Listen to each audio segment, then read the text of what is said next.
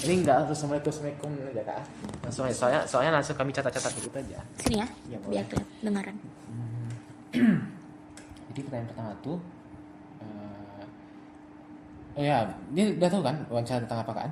Mm-mm. Ini kayak kami nggak kan tadi psikopatologi, tapi kami kajian psikopatologi itu dimunculin sama sikap-sikap tertentu. Misalnya kakak, kok kami sekarang wawancaranya tuh tentang gimana pelimpahan tanggung jawab orang tua ke anak itu bisa menyebabkan ada 5 variabel kami: burnout, depresi, Hmm. low self worth, terus ada downward helplessness sama role confusion. Itu ada 5 variabel kami itu. Makanya pilih aku ya. Kayaknya sesuai kalau mau aku tengok. Nah, jadi pertanyaan pertama tuh, apakah kamu pernah merasa sangat lelah atau kewalahan karena harus untuk terus melakukan tanggung jawab di rumah? Hmm, iya tentunya sering. Aku dalam berbagai aspek ya, aspek finansial juga aspek kebutuhan sehari-hari. Bukan kebutuhan, misalnya kayak di rumah kan pasti ada eh, melakukan apa misalnya dalam konteks membantu orang tua dalam artian bersih-bersih rumah, melakukan pekerjaan rumah lah untuk dalam tanda kutip membantu orang tua kan. Eh, dan kami kebetulan satu keluarga tuh semua berkontribusi kepada apa jalannya rumah tangga itu anak-anaknya gitu. Jadi eh, pembagian itu tuh bikin memang lelah karena aku secara finansial aku kan juga ikut membantu keluarga kan. Jadi kadang sering capek kalau misalnya aku habis kuliah tuh langsung harus pergi kerja, terus habis kerja satu ke tempat kerja lain, dan itu terjadi setiap minggu. Itu kan pasti melelahkan kan. Dan banyak fase-fase ketika aku kayak udah sakit kepala, aku nggak, sebenarnya aku nggak mau pergi kerja, tapi harus karena itu kan kewajiban juga kan kita sama orang yang tempat kita kerja gitu. Dan memang ada hasilnya, tapi aku nggak tahu kalau itu akan berdampak bagaimana nanti ke depannya gitu. Jadi ya sangat melelahkan. Terus pertanyaan selanjutnya tuh, tugas rumah apa saja yang biasanya jadi tanggung jawab kakak sehari-hari dan siapa lagi yang ikut mengerjakan? Oh tadi dah. Tapi belum detail ya. Belum Boleh detail. aku detailin jangan. Jadi kalau di rumah itu kami berbagi tugas. Sebagian besar pekerjaan rumah tuh dibantu sama kakakku di rumah yang kedua tuh. Jadi dia bantu beresin rumah, bantu cuci piring. Tapi Urusan kosmetik lah. tapi itu nggak serta merta setiap kali gitu. Kadang umi aku juga yang nyuci gitu. Jadi kadang-kadang switch. Kadang kalau misalnya aku merasa kayak aku luang, aku nggak ada apa, misalnya libur kan, aku nggak kerja juga kan. Nah itu jadi aku tak bantu di rumah gitu. Dalam apa perspektif keuangan di rumah itu, aku sama abang aku bantu secara finansial ke umi aku untuk bayar tagihan-tagihan rumah, bayar kebutuhan-kebutuhan rumah tangga juga, sama kebutuhan sekolah kami semua gitu. Sebagai saudara berempat gitu. Paling Oh ya enggak. berarti tagihan-tagihan sekolah tuh kakak sama abang yang ikut. Abang aku biasa dia urus tagihan rumah, misalnya kayak listrik, air, tapi itu nggak full, dia cuman bantu aja, paling tambahin gitu Setengah-setengah. setengah-setengah, atau misalnya kayak wifi aku setengah, bangku setengah gitu. Listrik tuh dia gitu. Wifi apalagi air, terus juga kalau aku sering bantu di biaya-biaya sekolah sama biaya makan gitu. Tapi ya pasti fullnya dari umi aku gitu, kami bantu aja gitu. Terus yang terakhir variabel burnout itu, apakah lelah itu bisa membuat kakak turun tidur, sulit berkonsentrasi, atau kehabisan energi untuk melakukan aktivitas lain esoknya? Sebenarnya aku nggak merasa kalau itu mengganggu tidur aku sih. Aku jujur alhamdulillah nggak terlalu bermasalah masalah tidur. Dan aku misalnya kalau tidur, kalau udah baring tertidur gitu. Jadi nggak sampai tahap yang bikin depresi, yang stres yang bikin aku nggak bisa tidur gitu. Nggak, alhamdulillahnya. Tapi hal yang menurut aku sangat berefek itu ini sih, stamina aku. Kayak aku capek misalnya, itulah karena aku kerja kuliah kerja pergi urus ini jadinya aku capek dan kalau pulang tuh langsung tepar gitu, jadi nggak sempat atau jadi sensitif marah-marah gitu. Terus pokoknya banyak lah, jadi moodnya jadi rusak gitu karena saking capeknya. Tapi dalam artian kayak tidur atau kayak cara aku membawa diri aku itu sih nggak terlalu berefek ya. Terus ini lanjut ke variabel depresi. Apakah tanggung jawab di rumah pernah membuat kakak merasa kehilangan waktu untuk diri sendiri atau kesempatan untuk berkembang? Menurut aku sekarang sedang terjadi. Jadi aku kan maksud aku banyak kan hal-hal yang aku harus lakukan di luar kuliah gitu kan. Jadi dari dulu sih sebenarnya, dari dulu tuh aku kan kerja di SMA tuh. Jadi dari dulu tuh aku banyak sekali hal-hal yang nggak sempat aku lakukan karena aku punya kewajiban untuk kerja ini. Misalnya pergi sama teman-teman aku untuk refreshing atau pergi at least kayak belanja gitu, belanja yang aku inginkan dengan uang aku. Jadi aku nggak bisa melakukan itu karena ya aku harus memenuhi kebutuhan premier dulu ya kan. Jadi apa tadi pertanyaan lo, lupa? Itu kehilangan waktu kakak untuk Berkembang ya.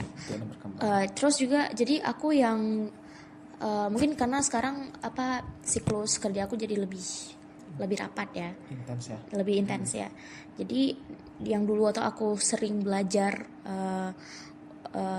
hal yang bisa membantu aku untuk di masa depan, misalnya kayak aku belajar tes IELTS, dan itu aku lakukan sendiri, nggak lewat les ya. Tes IELTS, terus juga belajar untuk ngomong, belajar untuk ya public speaking itu, terus sama menulis gitu kan. Karena itu kan sangat dibutuhkan kalau misalnya kita mau works in as a teacher, atau juga kayak dalam jurusan aku aja lah, untuk pergi melanjutkan perkuliahan kan harus bisa menulis dengan baik gitu kan. Dan aku nggak punya kesempatan untuk melatih itu dengan baik karena nggak ada waktu gitu. Jadi IELTS itu udah tertinggal sama aku nggak pernah pegang lagi. Terus aku juga nggak pernah lagi coba untuk improve speaking skill aku dan lain sebagainya. Jadi ketahan gitu. Ini yang ya. Terus pertanyaan selanjutnya tuh, bagaimana perasaan kamu ketika hal-hal yang ingin kamu lakukan terus menerus tertunda karena tugas rumah? Kadang sedih sih, sedih dan marah juga sih. Mungkin karena jadi aku sering merasa sedih dan marah juga. Marah sama keadaan, marah sama kadang orang tua aku juga, marah sama saudara-saudara aku juga, yang kayak dalam pikiran aku kayak nggak tahu berterima kasih. Tapi sebenarnya itu bukan sesuatu yang baik sih menurut aku, untuk mengharapkan balasan dari orang. Seharusnya aku maksudnya daripada menenggelamkan diri di lubang itu yang malah bikin aku capek, justru bagusnya sih aku kan menerima aja kan apa yang ada atau apa yang terjadi. Tapi pasti kita sebagai manusia kan pernah merasa sedih kalau misalnya kita nggak diapresiasi gitu. Misalnya kayak aku udah melakukan ini, aku udah bayar ini, aku udah bayar ini, tapi respon dari orang yang udah aku bantu tuh enggak sesuai dengan apa yang aku harapkan gitu. Jadinya kadang aku merasa sedih atau kayak sakit hati gitu, karena menganggap bahwa kok orang ini kayak gini, kan aku udah melakukan ini gitu. Kadang kayak gitu. Terus juga kayak umi aku kan kerja nih, dia kan butuh, itu juga salah satu tanggung jawab aku sih, sama abangku, urus administrasi umi aku yang seorang PNS. Jadi kan PNS itu kan banyak tuh urusan administrasinya, kayak sekarang kan udah banyak itu tahap apa, ada ekin lah, sertifikasi, tahap apa kan. Dan itu yang urus kami, karena umi kami itu nggak tahu sama sekali tentang teknologi, itu nggak bisa dia. Jadi itu pun aku sungguh stres sekali karena urusan PNS, data-data administrasi keguruan itu kan semua ribet kan, dan aku nggak tahu. Jadi kalau aku nggak tahu, aku tanya umi aku lebih nggak tahu, jadi pusing gitu. jadi sakit kepala gitu dah, kayak marah kadang-kadang aku sampai kayak nggak suka kalau misalnya mami aku udah mulai ayam kerja ini tuh gitu.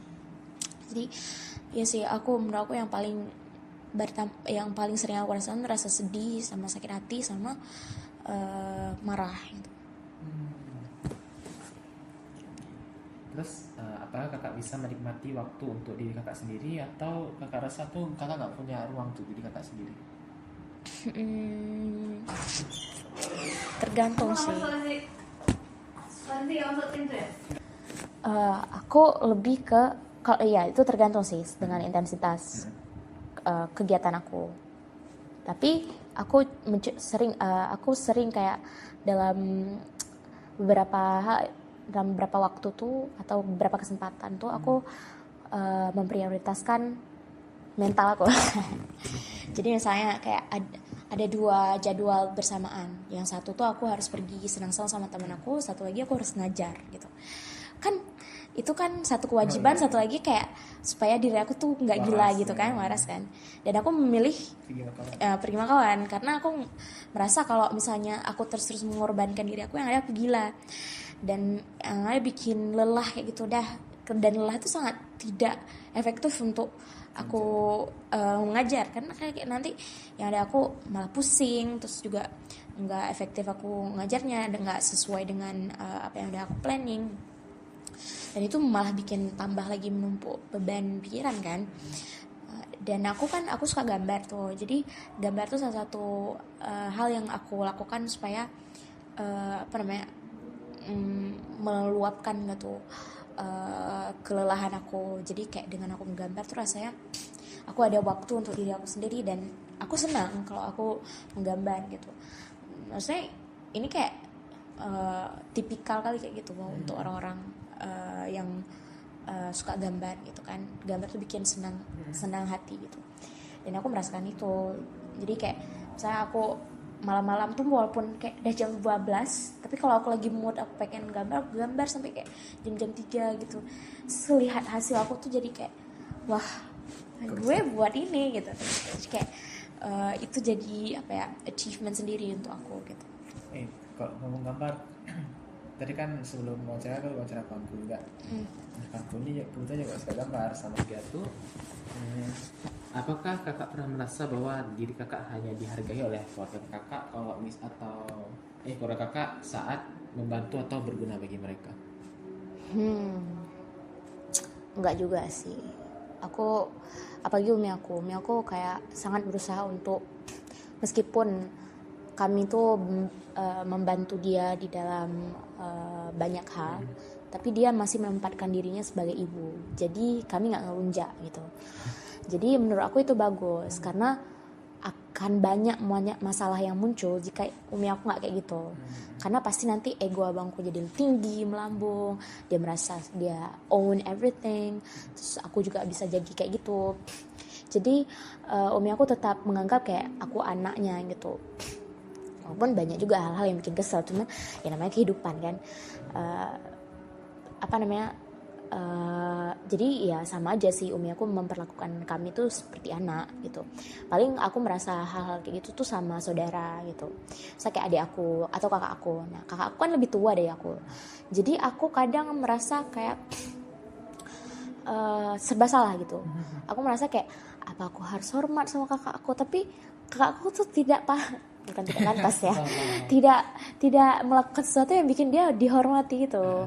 Tapi kadang-kadang aku sayang juga, kan dia pasti bantu juga kan di rumah, dan dia ada masalah dia sendiri kayak itu. Jadi kadang aku memaklumi gitu. Misalnya kayak kakakku nggak selalu gitu dia kerjain pekerjaan rumah, dan menurut aku ya juga sih pasti dia capek lah, dia lihat rumah ini berantakan, dia beresin habis itu berantakan lagi, dan itu siklus terjadi terus menerus kan, pasti capek. Nah aku ngerti sebenarnya, tapi kadang kayak aduh, aku udah kerja tapi kakak aku nggak melakukan yang lain gitu, dia cuma tidur. Emang nggak selalu, tapi ada kejadian-kejadian kayak gitu. Jadi tapi aku nggak sampai mengeluarkan itu gitu. Makanya aku merasa kayak kakak, kenapa dia nggak menghargai aku. dengan dia kuliah aku bayar, terus dia kayak nggak pernah secara apa eksplisit gitu Terima kasih. berterima kasih gitu. Ada berterima kasih, cuman kayak nggak terasa gitu dah. Kayak masih terasanya dia agak bukan sungkan apa ya, kayak enggan gitu untuk bilang makasih ke aku. Kalau misalnya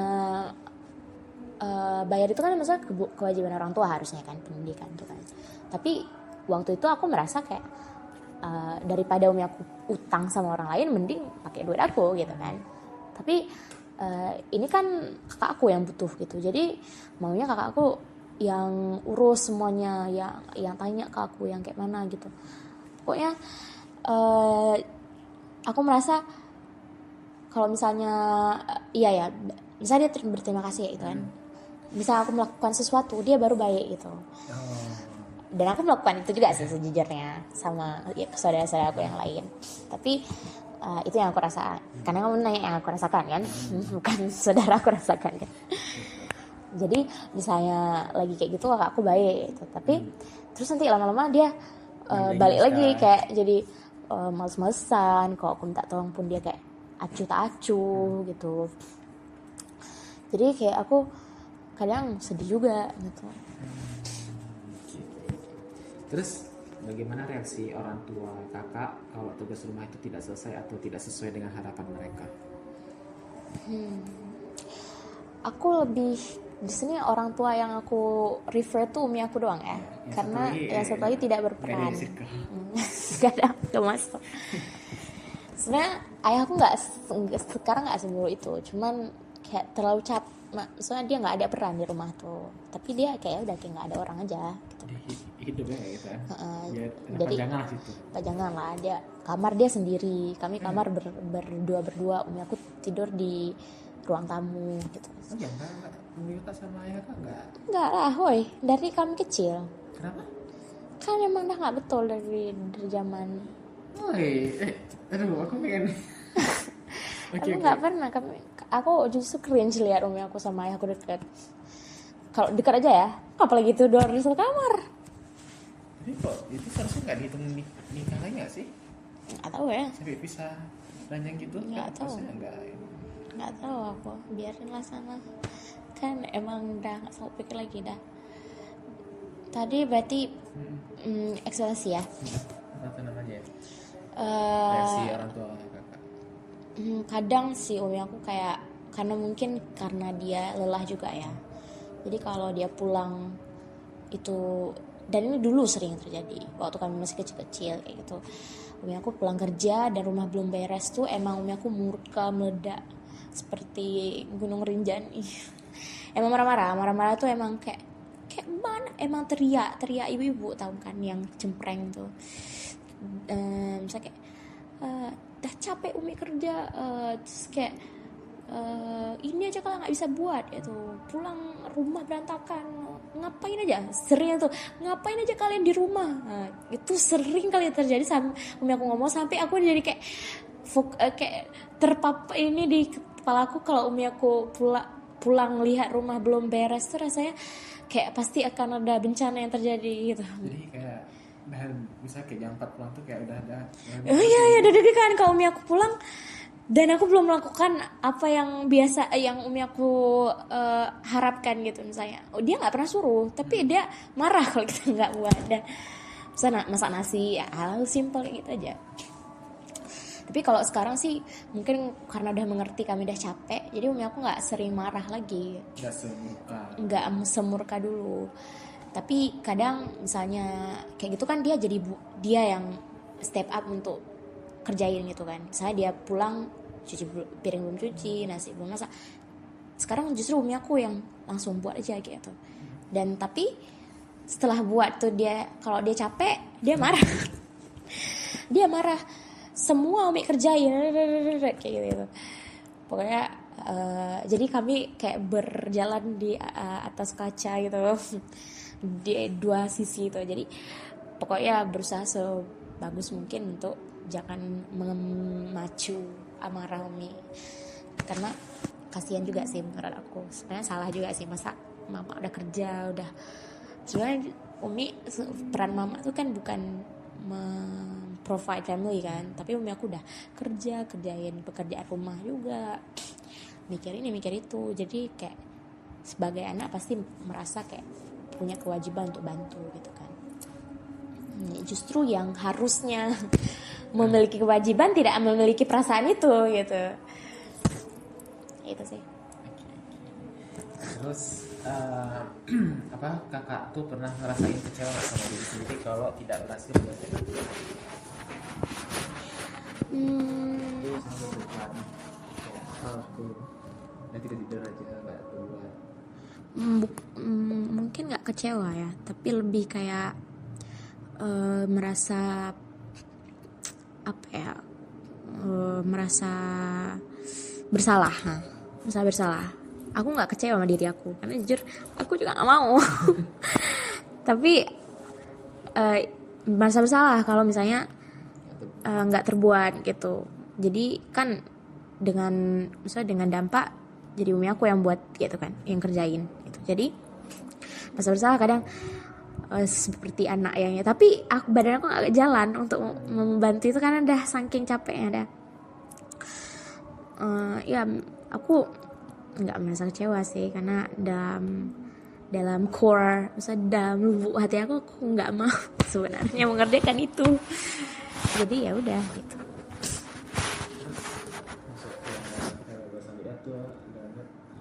Learned helplessness. Terus apakah kamu pernah merasa tidak bisa menolak permintaan keluarga meskipun kamu sebenarnya lelah atau tidak ingin melanjutkannya?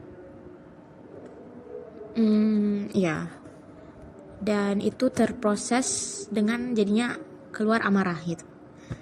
Jadi nggak bisa nolak, tapi kerjain ya udah, tapi sambil marah gitu. Itu kayak tadi misalnya kayak kerjain pekerjaan administrasi aku, atau kayak apa ya, misalnya pekerjaan rumah. Jadi jujur aku kalau misal kasih uang ya udahlah kayak gitu kan. Tapi kalau pekerjaan rumah aku nggak mau karena capek. Jadi kayak gitu sih. Terus pernahkah kakak pernah mencoba menyampaikan ke orang tua kakak bahwa beban terlalu berat dan itu hasilnya gimana? Pernah nggak ya? Kayaknya enggak sih, nggak pernah. Karena aku soal pertimbangan aku ya Umi aku Karena semua capek ya? ya karena semua capek. Satu rumah tuh, misalnya kayak abangku juga kerja, kakak aku kerjain pekerjaan rumah, dia juga stres gitu kan karena mikirin kuliah, dia belum siap juga, dia masih skripsian. Umi aku juga capek kerja, habis itu sampai rumah dia juga misalnya nyuci piring gitu kan. Jadi ya aku merasa ya udah semua sama-sama capek, jadi kalau aku ngomong pun kayak ya udah terus kenapa, kan semua juga merasakan hal sama. Jadi ya udah kayak gitu aja, nggak pernah ngomong-ngomong. Aku nggak pernah ngomong. Jadi kayak gini kan, kemarin aku di rumah tuh nggak pernah ngomong kayak lelah apa atau jadwal aku tuh ada berapa. Aku setiap hari tuh ada, misalnya kan capek lah kan, setiap hari tuh misalnya ada 3 atau 2 ngajar sama kuliah gitu misalnya. Terus aku juga yang bantu bayar-bayar kayak gitu kan, dan itu nggak pernah aku keluarin kayak gitu, nggak pernah aku bilang ke orang. Dan dengan ada kesempatan aku ngomong kayak tuh sama kalian, atau waktu KPM kan kami cerita-cerita juga kan, itu jadi kayak lega dikit kayak gitu, karena setidaknya terkeluarkan gitu ya. Jadi aku kayak merasa adalah yang tahu seberapa capek aku sakit kepala, karena aku nggak pernah ngomong sama orang tua. Paling kayak pulang bisa aku tepar gitu, tapi umi aku tahu kalau aku capek gitu. Jadi kayak misalnya aku kadang pulang jalan kaki kan dari tempat kerja kan, terus kayak nggak usah suruh si Ayub untuk dia udah capek gitu. Jadi kadang aku kayak merasa terharu juga sih. Umi aku memang sangat memedulikan. Saya kayak kakakku yang nggak ngapa-ngapain, dia nggak kuliah, dia nggak kerja pun, umi aku kadang dia udah kerjain ini kerjain itu, udah capek dia, kadang kami disuruh. Jadi umi aku sangat balance gitu dah sama semuanya. Walaupun ya pasti yang lain punya perspektif masing-masing, tapi menurut aku Umi aku mencoba untuk membuat semua tuh setara gitu. Terus apakah kakak rasa situasi ini bisa berubah atau ya emang kayak gini-gini aja dan ya udah kayak gitu? Sebenarnya salah satu faktor yang paling mempengaruhi di keadaan keluarga kami itu emang masalah finansial. Ini emang hasil itu aja, karena kami tumbuh misal kami waktu kecil itu lumayan berada kan dari ayahku, dalam artinya ada rumah, walaupun semua yang bayar umi aku, tapi setidaknya rumah tuh rumah dia lah dulu. Tapi sekarang beli rumah baru dengan uang umi aku, jadi KPR. Jadi kan makanya uang itu kami harus provide karena KPR tuh, jadi gaji umi kami habis untuk itu. Jadi apa sih yang lupa? Kakak merasa situasi kakak tuh bisa berubah? Ya, jadi menurut aku salah satu cara untuk bisa keluar dari keadaan ini ya dengan kami sebagai anak-anak ini berhasil sukses menjadi orang yang stabil gitu secara finansial gitu. Lebih bagus lagi, lebih lah kayak gitu kan. Misalnya dalam pikiran aku kayak kalau aku bisa kerja di luar negeri dan aku bisa ya udah kuliah dan kerja kayak gitu dengan salary yang sangat cukup dan lebih untuk bisa bayar utang-utang aku, untuk selesain KPR juga, untuk selesain atau provide hal-hal yang umi aku selama ini nggak pernah punya, yang jadi kayak semacam kayak sesuatu yang terpendam gitu dalam umi aku yang bikin dia jadi kayak gitu berperilaku kayak kurang sehat secara mentalitas gitu. Karena kadang ada juga, walaupun maksudnya aku bilang kayak dia mencoba, tapi kan ada kadang-kadang sesuatu yang tidak terkontrol dari umi aku kayak itu. Terkontrol. Terkontrol.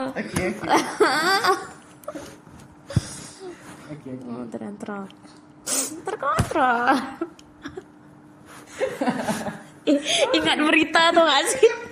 Jalan.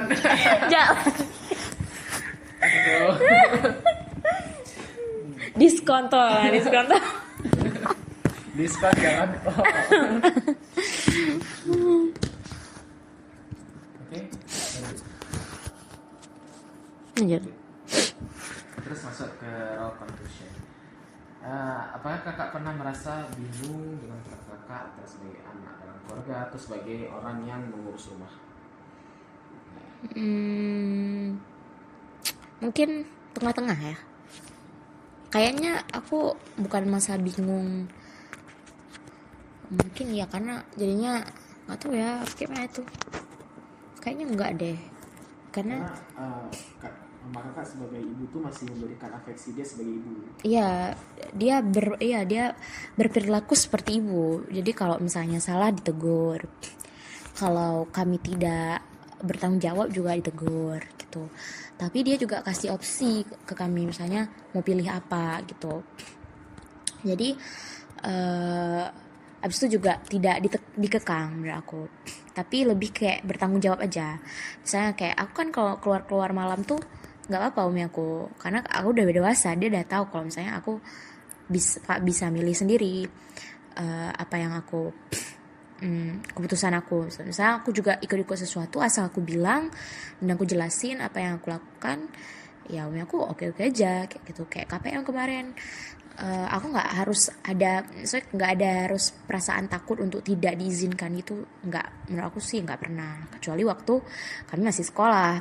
Dan itu kan memang menurut aku itu boundary saja. Kayak misalnya adik aku kalau misalnya pergi dia nggak ada bilang apa tuh memang marah, dan dia sering kayak gitu dan gak aku apa kayak tiba-tiba dia menghilang dari rumah. Ya abis itu aku kayak, mana si Zulha kok belum pulang kayak gitu, coba telepon sayang. Tapi waktu pulang pun ya udah, asal dia pulang dengan selamat kayak gitu. Kecuali kalau emang parah kali ya, dia nggak pulang sampai jam berapa gitu, nanti didoain, paling ditanya kemana gitu, atau kayak adik kenapa pergi nggak ada bilang-bilang kayak gitu, selalu kayak gitu. Jadi umi aku lebih kayak santai aja sih, apa cara didiknya gitu, nggak kekang-kekang, nggak boleh ini nggak boleh itu, nggak. Terus dalam keseharian tuh mana yang lebih sering kakak rasakan, posisi sebagai anak yang dilindungi atau sebagai posisi pengelola rumah yang memegang kendali? Sebenarnya pengelola rumah tapi nggak memegang kendali, paham nggak sih? Yang kendalinya siapa? Umi aku. Jadi Tahu.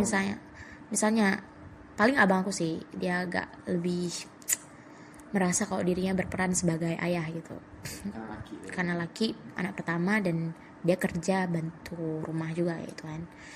Nah, jadi misalnya dia yang bayar apa gitu kan, jadi dia merasa dia punya hak untuk mengkontrol sesuatu gitu, which is kadang annoying juga ya. You're not our dad guys, chill.